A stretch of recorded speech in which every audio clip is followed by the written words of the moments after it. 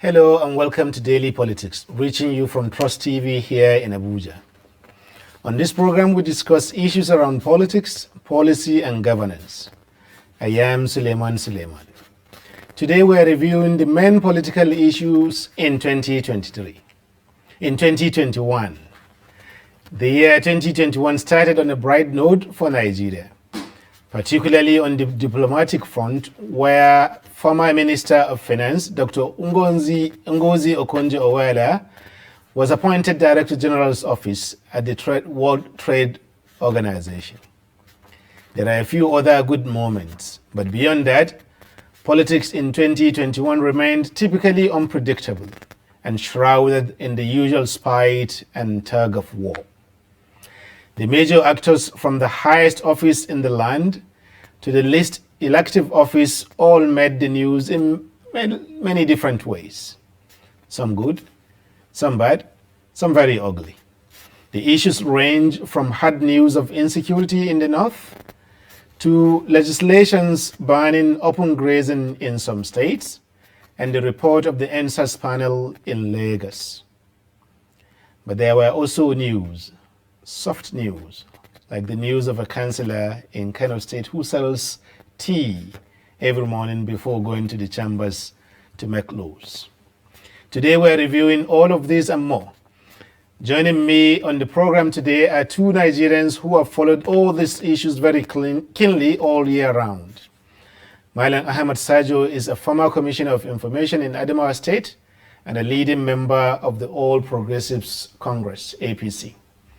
Malam Yusuf Zango is a former editor-in-chief of the news agency of Nigeria, NAN, and presently a consulting editor for Daily Trust. You're both welcome, sis. Thank you very much. Thank you. Yeah. But before then, we'll take 1 minute and bring you a roundup of politics in the news today. Stay tuned. The presidency has said that the 17 months left in the administration of President Muhammadu Buhari is enough for him to end the various security challenges plaguing the country. Femi Adesina, special advisor to the President on Media and Publicity, made this assertion while fielding questions on a television program. The presidential spokesman insisted that he can be held to his words on the matter. On the rocket launched into Maiduguri moments before the president was due to land in Borno State capital last week, Adesina said the Islamic State of West African province, ISWAP, intended to scare the president to abandon the visit. Some armed political thugs have vandalized the venue of Congress organized by the People's Democratic Party, Zamfara State Chapter. It was also gathered that the thugs damaged several cars, chairs, canopies, election materials, and set other properties on fire in order to scare away the PDP delegates who converged on the venue for the Congress. In a statement, the Chairman Publicity Committee of the APC Yari faction, Alhaji Ibrahim Magaji, said it was not in the character of former Governor Yari to attack the opposition no matter what. Birni Magaji said the former governor had no such record of attacking his opposition throughout his 8-year tenure as governor. Senator Dino Melaye has accused the President Muhammadu Buhari of mockery of the electoral reforms he promised Nigerians in all effort to have a better election come 2023 has been truncated by his action. The former senator, who represented Kogi State Senatorial District of Kogi State, in an open letter addressed to President Muhammadu Buhari, which was made available to newsmen on Monday, in the letter said, Mr. President have demonstrated once again that it is an enemy of democracy. He mentioned that the reasons adduced by the President for the rejection of the Electoral Amendment Bill are grossly misleading and preposterous.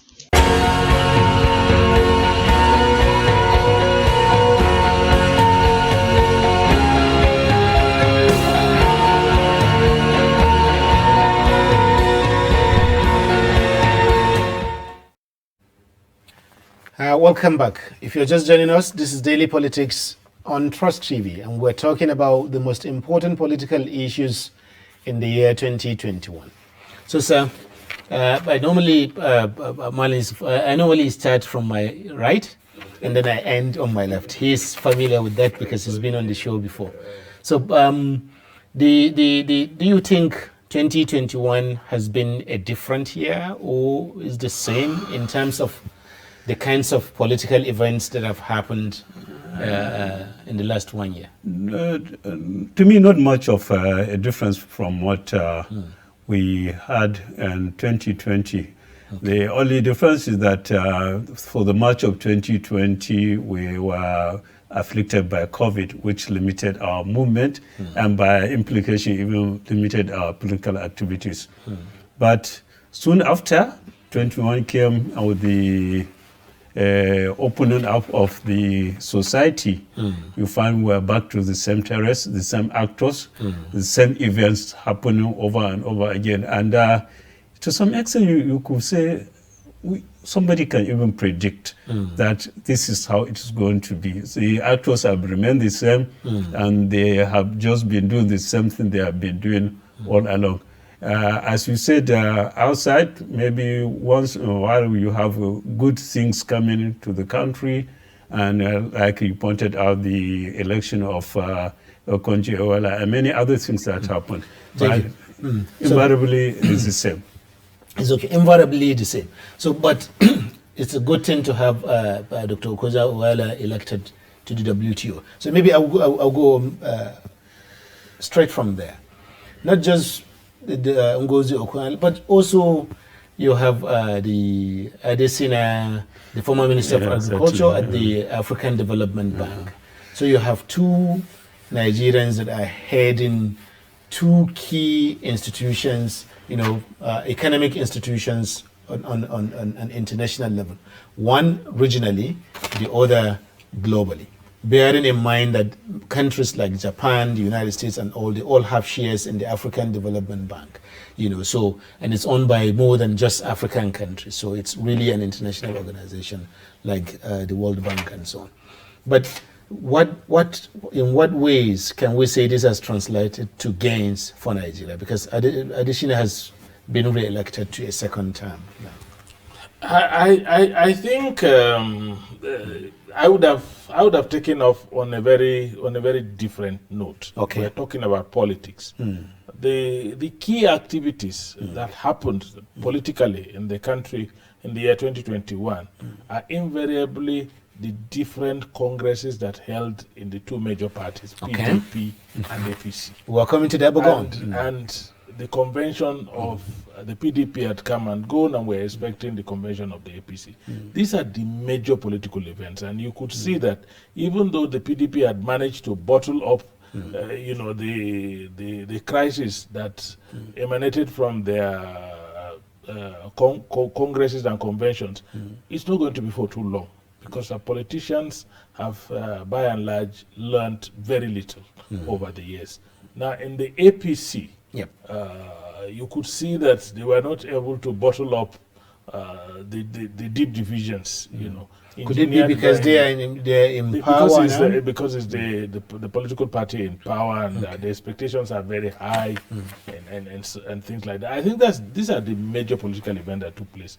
But of course, the election of Okonjo Iweala and the election of Adesina are huge pluses for the country. But huge pluses for the country that what are the gains, the concrete gains? Driven more by the credibility of the persons elected than by the strength of Nigeria, based on our domestic economic standing in the world. Of course, our President Muhammadu Buhari, has done a lot to push the agenda for the re-election of Adesina and for the election of Gojo. Certainly. He has done quite a lot in that, and it's a huge gain for the president at the diplomatic level. But these elections and appointments do not reflect the real situation with respect to our domestic economic situation. And that is key. When we're talking about the politics of 2021, we look at the activities of political actors via the two major political parties, but we also look at the activities of governance, how it impacted on the economy. Because at the end of the day, it's the well-being of the ordinary citizen that counts. Certainly. I can see you are shaking hands in agreement, or is it disagreement with some of the things that he's saying? To some extent, it is the agreement. Okay. But to think that these two individuals can make a difference to the situation in Nigeria is a big, how do I even put it? We are bargaining for too much. Okay. These are two individuals, and as you rightly pointed out, we don't own these institutions ourselves. Okay. If you remember the hurdles Adesina went before he was elected, there was so much, even a probe set up against him. The same thing with Okonjo-Iweala. Trump, before, until Trump was defeated, we were never sure that Okonjo-Iweala was coming. And even at that, Okonjo-Iweala will take time for us to see what we can drive from her. But she has to do it very gently, because when you talk of World Trade Organization, it is an institution that each country has an interest, more actually the major players. Thank you. Yes. So to move away from there, one of the issues that was particularly in January, early in the year, was the sacking of the service chiefs. You know, the chief of army staff, the chief of naval staff, the chief of air staff, and so on, for which there have been calls for their sack much earlier than that. You know, Nigerians had been calling, even the National Assembly or one of the chambers of the National Assembly even called for that. But do you think that there's been any difference between then and now, since there, in terms of security issues, looking at the fact that things like kidnappings in Niger, in Katsina, in Zamfara all went up? Well, I don't think there wasn't much of a difference from actually, for the ordinary Nigerian, those of us who are out of the manpower and seeing, don't know much about the security architecture, we say we are much worse. Because now you had a terrible situation whereby the bandits go out to impose taxes and to decide who goes to the farm and who doesn't, and all those sorts of things. But it was also a good move to say that, look, the president bowed to the pressure of the Nigerians and the political office holders, as you said, the National Assembly, and sacked maybe he wanted to prove a point that, look, even if I sack these people, the next set of people will not be any different. And I don't know really. But can they say to have been different? For example, considering that the leader of the proscribed organization, IPOB, Nnamdi Kanu, was arrested during this same year in June, which was a major issue, political issue. I think let's look at the disengagement. I don't want to use the word sacking. The disengagement of the service chiefs. You see, the mobility in service. You join the military either as a second lieutenant or a full lieutenant, as a commissioned officer, and your hope is that you rise to a general. Yes. And the highest position, the army or the navy or the air force can provide you. And when you allow a particular set of service chiefs to stagnate for a very long time, the tendency is that you have stagnated the mobility of so many other officers to higher ranks. And it creates a lot of it dampens the morale of the troops, of the lower, the military in general. So by changing guards at the service chiefs level, I must tell you that, in all honesty, the impetus to go out and prove a point. But if that was the case, why didn't the president do it earlier? Since these people were due to have been disengaged, to use your own time much earlier. But let me also confess that I'm not the spokesperson of the president. Okay. I have no access to the president. That's all right. I did not sit with him to know, but I know that there were calls, and those calls were genuine. And this man was also in the military. He knows, you need to move from, and so many officers, and you could see that when the time came, a lot of officers were retired and a lot of officers were promoted, meaning there was a huge backlog. And that backlog was not in the interest of our military. That's the one thing. And I must confess to you that coming from the northeast, Yes. we've seen some improvement. Okay. We've seen some improvement, but unfortunately, it got worse in the northwest. Yes. And the reason is very simple. We have said it quite a number of times. In fact, we are accused of, overemphasizing it. not just overemphasizing, but negating security interests of the country. But I must say it severally that there is a nexus between the criminal elements in the country generally, and that nexus, that creates some understanding between the different non-state actors on the field there committing atrocities. Until we're able to, understand this and treat all of these things holistically, we will continue to have problems. Interesting. And I tell you that they created some understanding. I must tell you that the Northeast, because of the years of insurgency in the Northeast, the insurgents in the Northeast have developed capacity for training. Military training. Can we move? So I'm just telling you this. So they have developed that, and they're deploying it to the northwest. Then the northwest have understood that being closer to Libya and the Middle East and Niger, where arms move, they have more access now to arms and ammunition than the insurgents in the northeast. So they have become, a market for arms and ammunition for the insurgents in the northeast, while the insurgents have become the training wing. So until the Nigerian forces realize this nexus and break it, we will continue to have problems. Thank you. That's happened. So Malaysia also in June this year, when Nnamdi Kanu was rearrested, the government saw it as a sort of political, as a sort of a score. So, that as a win to have brought back somebody that had jumped bail and so on. But it has also meant that the number of sit-at-homes called for by IPOB increased over time. The number of the attacks on police stations and on offices of the federal government, INEC, also increased. The number of casualties, either people injured or people who were killed in these attacks, also increased. Even as we speak, there are attacks and kidnappings of traditional rulers and all that in the southeast.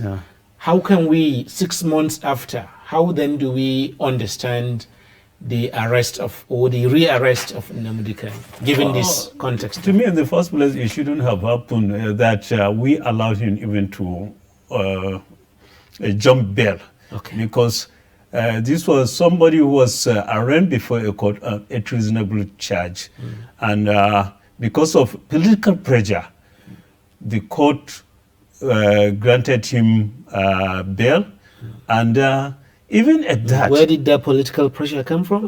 Because there were so many voices from his state or the southeast calling for his bail, and some even calling for his release. So, and when he was granted that bail, I expected our security agents to keep tab, because he was definitely a potential person who would jump that bail. And unfortunately, that didn't happen, and he jumped the bail. So in the first place, it shouldn't have even have happened. And 6 months later, we are still where we are, because as at now, the agitation has not stopped, and they have translated into violent attack on the ordinary people. Now, the ordinary people, you can imagine even students were not spared. At a point, they couldn't even sit for their exam because of this. So I think we need to do more. And I think how we resolve Kanu's case will really prove the issue of law and order. That is, somebody who has made any mistake or has breached the law, being brought before the court and charged, prosecuted, and if found guilty, jailed. I think that's very, very important that we follow this case up to the last. Otherwise, it will open a window for somebody to, because all you need to do is to say, look, I'll do this, I'll go back to my village and mobilize people who come and defend me. You remember those who came out to stand there for Kanu were prominent individuals, a senator, traditional rulers, and everything. Yet, out of the pressure, when he jumped bail, they were not even apologetic. So that's the situation. So the issue of Kanu is something that I think we should try to prove that in Nigeria there is law and order. Thank you. Thank you, sir. So maybe we move into the heart of politics now, some of the political events. One of the interesting ones were the defections from the opposition PDP to the APC. The governor of Zamfara State, a PDP governor then, or as he then was, in June defected. Before then, the governor of Cross River State. And of course, in September, people like Fani Femi Fani Kayode, he defected from the PDP also to APC. Where do you see the APC of all these defections? Have they made the APC stronger, as we move towards 2023? Considering also the counter defections, from the APC to the PDP. To be honest with you, it made, on the surface, it made the APC stronger. Okay. But in real concrete terms, it also came with seeds of weakening the APC. Okay. Because, you see, what do you do with the structure of the party when a governor defects? The standard practice within the major political parties is that the governor is usually the leader of the party in his state. Now, here is somebody who was in PDP and then he defects to APC. Now, the APC people will naturally feel that supplanting him on them as their leader is actually like giving prominence to a guest rather than the people that were in the house. Interesting. Then again, if you supplant him, okay, he takes over. There are people who will follow him from his former party, the PDP. What do you do with them? And a lot of them came in and wanted to hold, if not similar positions, some even looked for better positions in the APC than they were holding in PDP. And that again created further rifts within the parties in the states. Up till this minute, the APC is trying to grapple with that. The counter defections you're talking about are just, individual heavyweights, but none of them has the weight of being made the leader of the party in a particular location. My worry, my worry is that our politicians have learned very little. Okay. They have learned very little. And they are operating as they were operating much earlier. But unfortunately, we are in a different situation presently. In every state, in virtually every state, and in every region of this country today, there are non-state actors that are holding arms and threatening the state. And threatening institutions of the state. Yes. And when non-state actors break the monopoly of the state for ownership of instrument of coercion and violence, you know that the danger is real. Yes. We witnessed it in the Northeast. They overran my hometown. My aged father, may God bless his soul, he is no more now, had to trek on foot, to Cameroon. By the time I went to see him, I could not help but cry, weep profusely, because that kind of thing should not befall an old man of his age. But he had to run for dear life. This kind of things only happens when we allow non-state actors to carry arms and begin to break the monopoly of the state and threaten the state itself by attacking institutions. I went to Yobe at one time. And they gave me a police... let me just tell you this. Okay. They gave me a police orderly. And the guy begged me. Said, I want to drag you back to APC PDP issues. Why? Why would you not wear uniform? If they see me in uniform, they call me Marigai. Okay. Can we... okay, the thing is this, but it's not just the security issues aside. They understood. But you have a situation where in 2015, and this question goes to you, Williams. In 2014 particularly, the PDP, which was in power at the time, began to lose its members in large numbers. Governors and so on began to defect from the PDP to the APC. Now we have heard from PDP chieftains, for example, Bukola Saraki, and also people like the new PDP chairman, Dr. Yochi, are saying that a lot of people are going to leave the APC and come to the PDP. Do you see that happening? Well, in 2022, a year before I want to borrow Obasanjo say I did laugh because actually the first question you asked me, I said whether there was any difference. Not much of a difference, because this is playing out. It was the same thing that was playing out when PDP was in power. If you remember, people like Yuguda, who was elected, people sacrificed their blood to have him elected. After 2 years, he defected to PDP. Yes. So it is just repeating itself. And it looks like we haven't learned our lesson. And the major problem, that's my fear, we don't play politics of principles.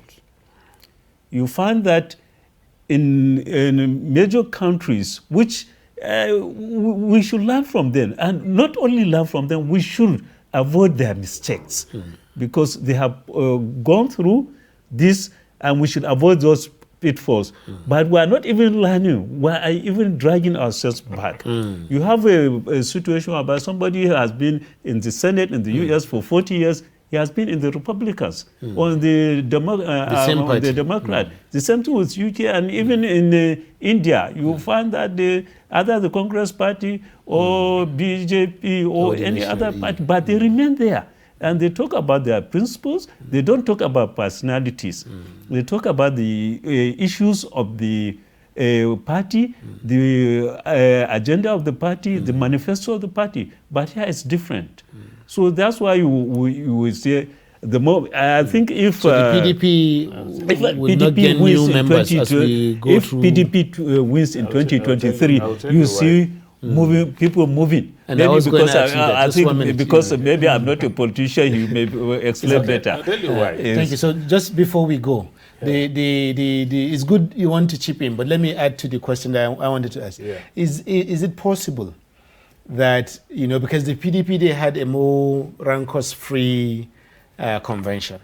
So is it possible that they are going to have, be united and strong enough to challenge? I told you earlier. Okay. They just bottled up their own silence of the contradictions. graveyard. Just wait and see. You see, the question we need to ask ourselves, and we'll be very honest with ourselves. Yes. Do we really have political parties in Nigeria? That's the major question. Fundamental. I've said it severally, and I'm not. And that's an important question. What we have in Nigeria are special purpose vehicles for winning elections. Exactly. It's no different from what you get in the motor park. When you go and this vehicle is full up, you just go to the next vehicle. One, yeah. And I ask people, in all honesty, tell me 2 PDP governors that are doing the same thing in Nigeria.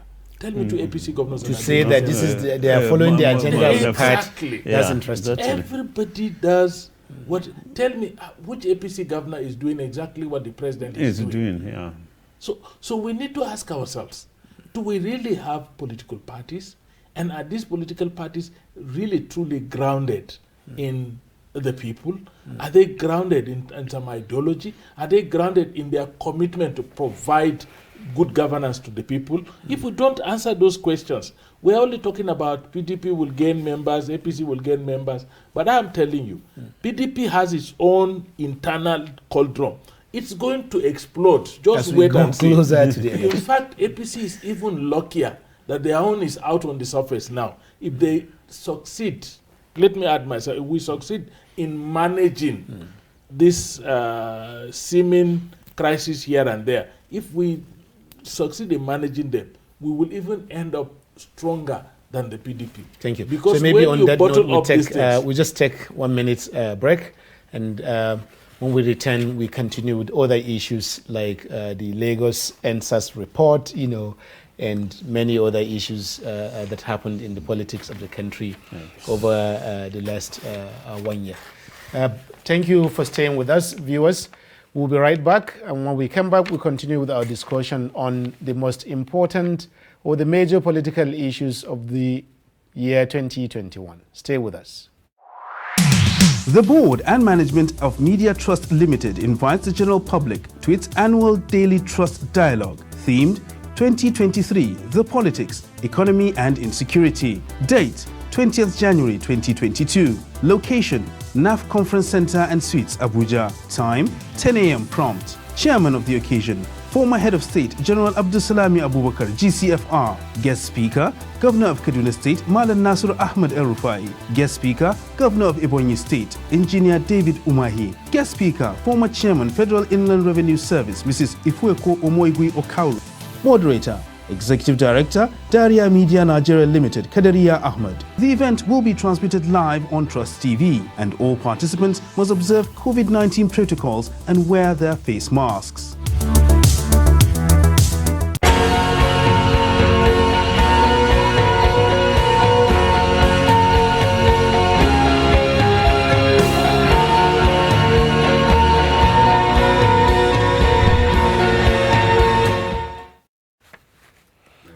Welcome back. If you are just joining us, this is Daily Politics on Trust TV, and we're reviewing the major political issues of 2021. On this edition, we were talking about several things that happened in 2021, the election of Okonjo-Iweala and other things. But the more substantive politics issues now, for example, the Anambra state election.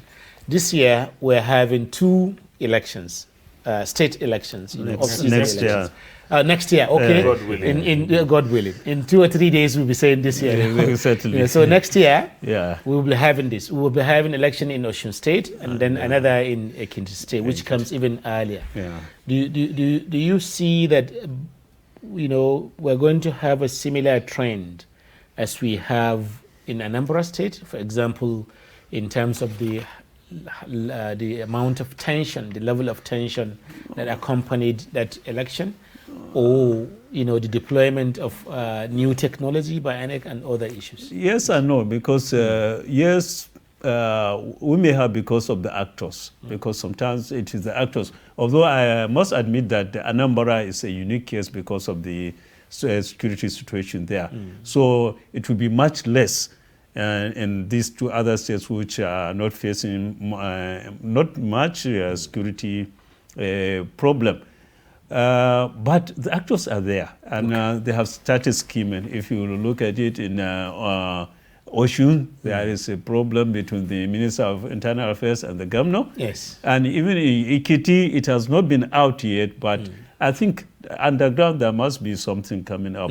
So the governor in Ekiti State is rumored to be in contention for the presidency in 2023. Do you see that factor influencing the 2023, the election next year in that state? I don't think so. I don't think so, because it is still very far, and the situation is still dicey. Well, as he said earlier on, the APC is trying to maneuver itself around to see how it can bring all the interests, or the diverse interests together. And so it may not rear its head immediately, but maybe later on when the chiefs are down, really. So, but in terms of INEC, I think INEC has done well in Anambra. At least for the first time, we didn't have much of inconclusive election there. Even though I'm worried about the turnout of voters, although with the security situation there. But even at that, given some of the contenders, I think even the winner didn't get more than 250,000 votes. Probably less than. Yeah, so but INEC has 116,000. 112. 112. So you can just imagine. So it's not even for INEC, even the politicians, because the issue of getting people to come out and vote is not the responsibility of INEC alone. All the parties should come in, but our parties always concentrate on winning the power. Thank you. Yeah. So there are associated issues to what he has just said now, particularly the issue of voter apathy and the rules that all of us, this is important because if only a small minority of Nigerians vote for everybody else, then it's like we're in trouble. Yes? I think I did an analysis of the Anambra elections, and I was really worried. You know, we're losing our democracy. We're losing our democracy because the winner got about 112,000 for a population of over 5 million people. That is not democracy. That's not the rule of by majority. And also the fallacies in the parties, all the parties, during their nomination process, they posted huge and monumental figures. When it came to the real election, they got nothing. So are we really deceiving ourselves, or what is happening? But then that is Anambra. Now, Anambra was essentially an election for the soul of the Indian Anambra only. But Ekiti and Osun will be a prelude to the presidential ambitions of individuals for 2023. And all the divisions you have in the Southwest today are directly reflecting the different tendencies over there. And so we're going to have a fierce battle. But in terms of, you know, INEC did very well in Anambra. Their bimodal verification system really worked. Although, you know, it had some one or two hitches, but because it's new technology. Eventually it really worked very well. And if they improve on that, we will have better election results. Their attempts to post results, you know, using real time also did wonders, because during that time, some of us were monitoring the election process, you know, within the portal opened by INEC. And you could see that they post the results as it happens. And the fear that the portal could be hacked did not happen. So I think that is a plus. So should we be having confidence as we go forward? That means that, but you know, it's a very small location and the deployment was heavy.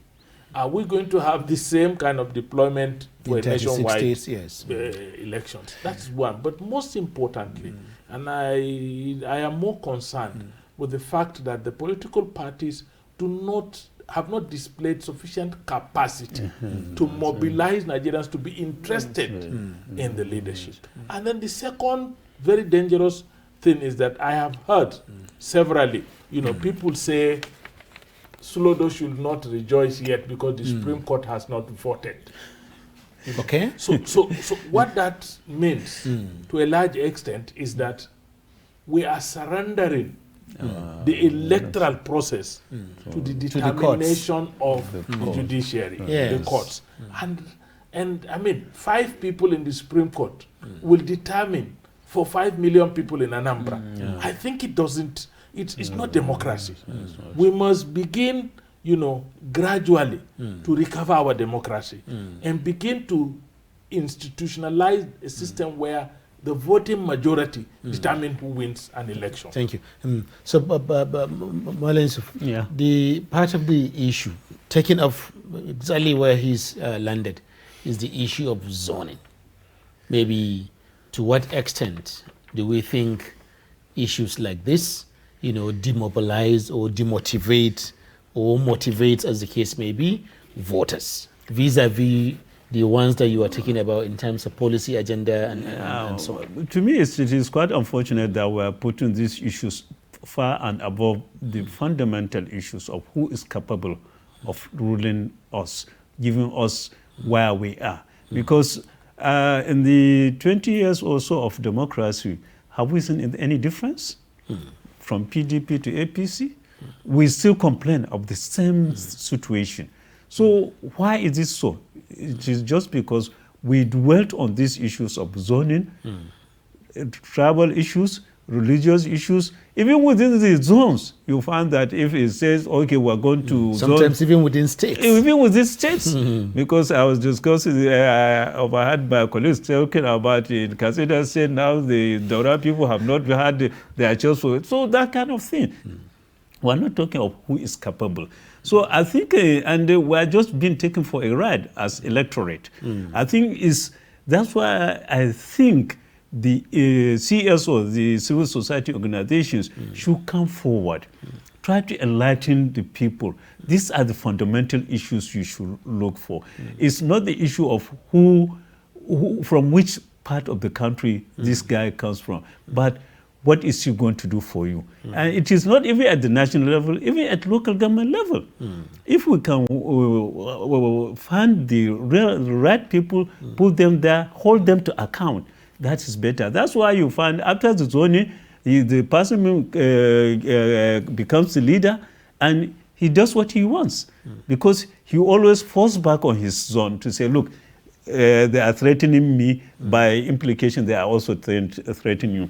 I think the earlier we emphasize these issues of zoning and all of these other, and emphasize on capability, the better for Nigeria. Thank you. So there's another dimension to zoning, which happened this year and is even a new one. Okay. For example, when the Governors Forum, the Southern Governors Forum, as a body, came out to say that power, the presidency specifically, must be zoned to the south this year. I mean, in the 2023 elections. And a few weeks after that, the Northern Governors Forum came out to say, well, not directly, but more or less to say, no, that's not unconstitutional. That's unconstitutional, they said. So, how do you see that politics at that level? It would be the first time that elected governors and their, bodies in Nigeria jumping into the issue of zoning, for zoning or against zoning. Usually, it is individuals or individual political parties rather than region-wide body of elected representatives that are still sitting. How do you see that influencing the 2022 and beyond? Think if you look at the trajectory of Nigerian politics,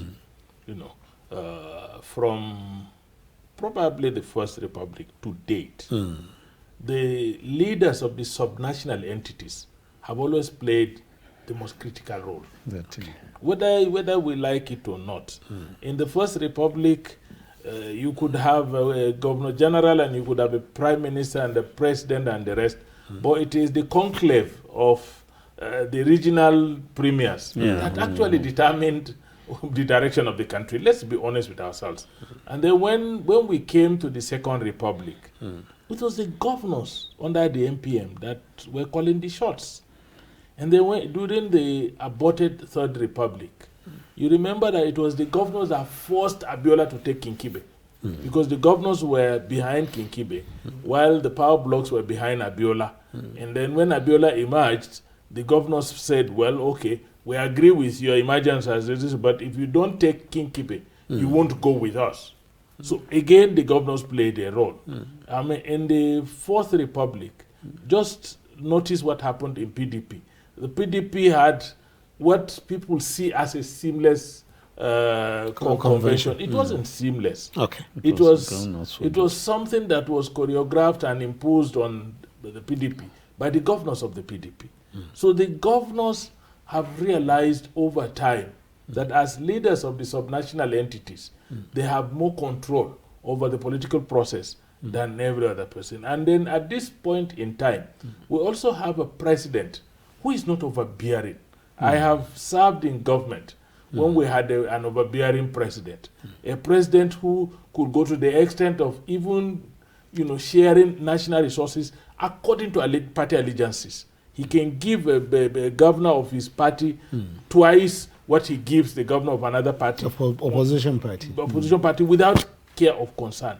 We've seen, presidents who use their power forcefully to have a governor impeached using very illegal means. We now have a president who does not actually, abuse his powers within this realm. So how would that influence the process? Yes. Because of that, because of the president's disposition, the leaders of the subnational entities have found a voice to say we're going to push our agenda ourselves. And if you notice, the northern governors did not say, no, we don't want what the southern governors said. They just said the southern governors were intimidating them. But they didn't say we don't agree. What I am looking at in this zoning, the person that made the most reasonable position on zoning that I've ever heard is late Yusuf Maitamasule of blessed memory. Okay. He said he was in support of zoning by merit and zoning by elimination. Okay. Take his exact words.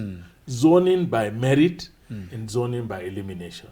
If you decide to move the leadership to a particular region, he was not against it. But he said once it moves there, it should be zoned according to merit. Who is the most qualified person in that area. And that once you give a particular region a particular position, then you eliminate the region in contest for the next available position. That's why he said zoning by merit and zoning by elimination. Interesting. That's very interesting. So that leaves us about 3 minutes or so to the end of the program. Okay. But we still have time to talk about the NSAS report, the result of which pitched the government against the same government. The government that set up the panel and the government that accepted the result and rejected the result of the panel. Yes. I think to me it's a very disappointing issue as far as I'm concerned, or the way it came out. Because for the first time we had a situation whereby the real people, the youth, rose and protested against the government, and the government gave in. Unfortunately, it considered so many things, and this panel was set up manned by eminent personalities, a retired High Court judge, a human rights lawyer, a senior advocate of Nigeria, a retired police officer. And they came, up to now, I could not understand how they came out with that report. And it is just very natural for the Lagos State government to reject that report. So I don't even blame the government. I blame those people who sat down and claimed to have issued a report on really what transpired, because it goes against all rules of natural justice. Interesting. Thank you. So our final question. Yeah. We could not have reviewed 2021 without talking about the electoral bill, the Electoral Amendment Act, which drama is still more or less playing out. So where do you see that taking us? No, I think in a very short while. Yes. The president was cautious in looking at the issue of direct or indirect primaries. I'm not against direct primaries, but I believe that there are certain rules of natural justice. A political party is a legal entity, private legal entity, formed by people who voluntarily decide to join. You cannot legislate their internal affairs. It's like the legislature now saying everybody must take eggs in breakfast. It doesn't happen that way.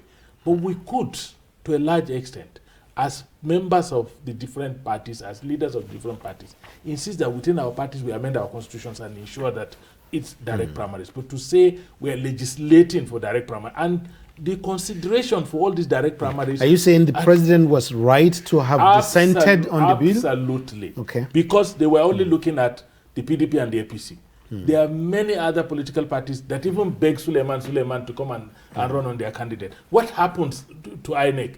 Will INEC say if we come up with our party and beg you to come and stand as a candidate, will INEC say because there was no direct primaries you are not a candidate? Interesting. So seriously speaking, there are issues we need to look at, beyond the emotions. I hate being emotional on issues that are legal. These are issues that are legal. We already made the mistakes. We must live with our mistakes. I think it just pointed out, much as I agree with you, but it pointed out to the fear of the individuals within those parties, that the powers of the governors. unless something is done about it, this fear is going to be there. Because when you look at it, even it played out. Actually, the senators or the lawmakers were for it, the governors were against it. So everybody was trying to defend his own position and look at the future. That's about it. Thank you. So in other words, if there's one constant in 2020, one political constant in 2021, it is the power of the governors. The governors were powerful in 2020. They are powerful in Nigerian politics in 2021. And based on our discussions today, they are likely going to be powerful in Nigerian politics in 2022. On that note, we come to the end of this program. And we thank you for staying with us, and we hope you will join us again for another episode of Daily Politics on Trust TV. I am Suleiman. Thank you and goodbye.